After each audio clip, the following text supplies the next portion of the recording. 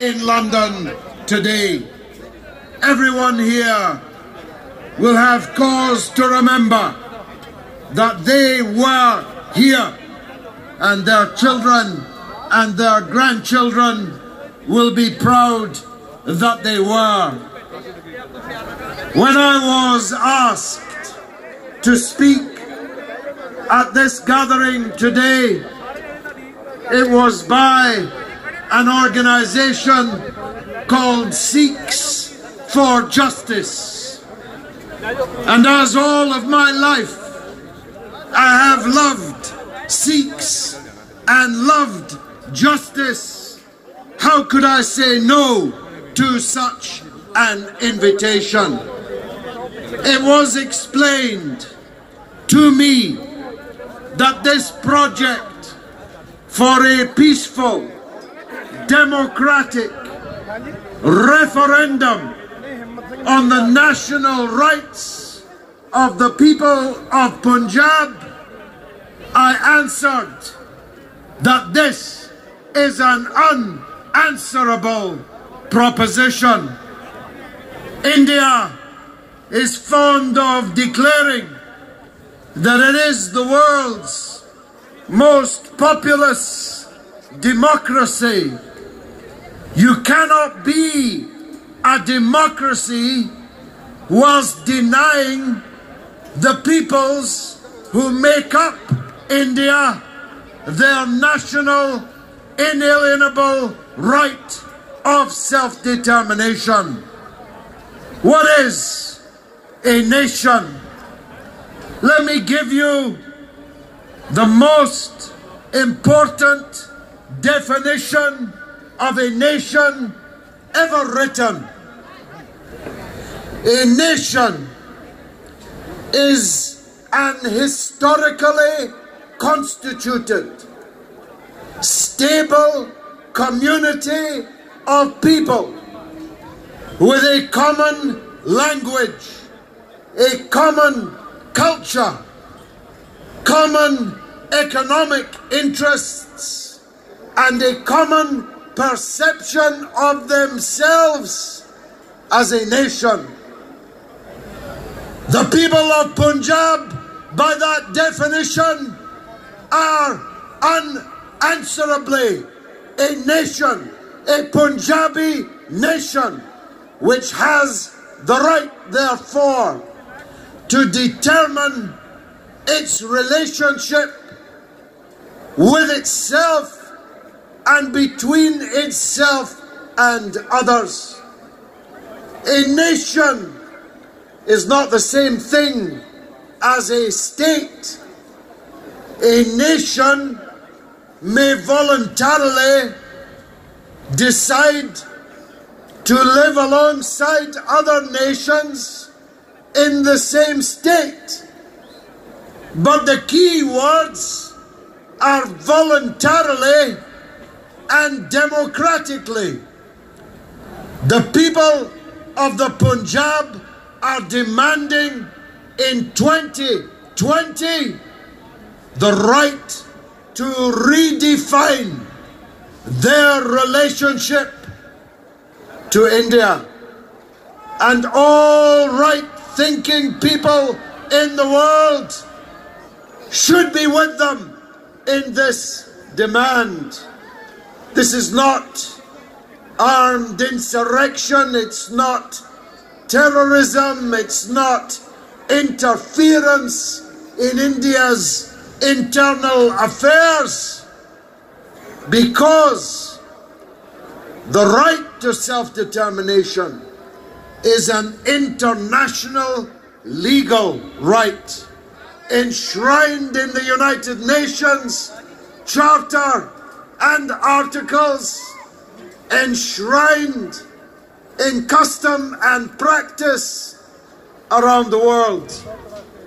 Now, if India had a wise government, a government seeking to keep its country of many nationalities together, that would be one thing. But it's the one thing you cannot say of the murderous, repressive, sectarian, fanatic government of Modi. Modi is killing Indians all over India and has intensified the repression in the illegally held territory of Jammu and Kashmir.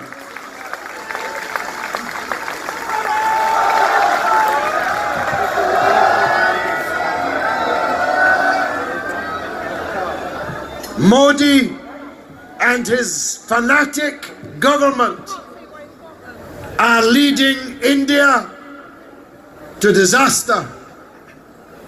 However much their GDP has risen, however many arms sales other countries in the world are seeking to make with him, his policy of killing, murdering, repressing, occupying against their will the many and varied peoples of India is leading the country to disaster.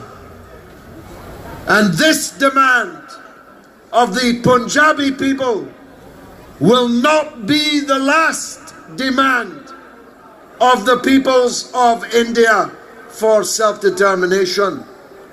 Now, as you may already have inferred from my accent, I am Scottish. The Scottish people are a nation, and they have a national right of self-determination, and they exercised that national right for self-determination only 2 years ago.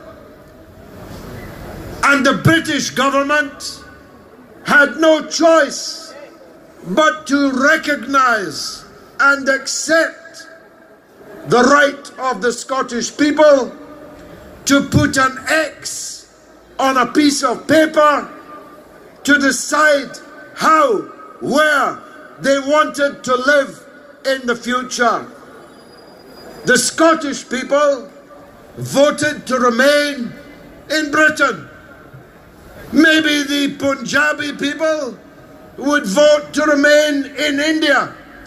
Maybe they would vote for a different relationship to India, separate from an independent state. Maybe that's their right to decide. And the Indian government has no more right to deny the people of Punjab as the London government had the right to deny the people of Scotland. So I say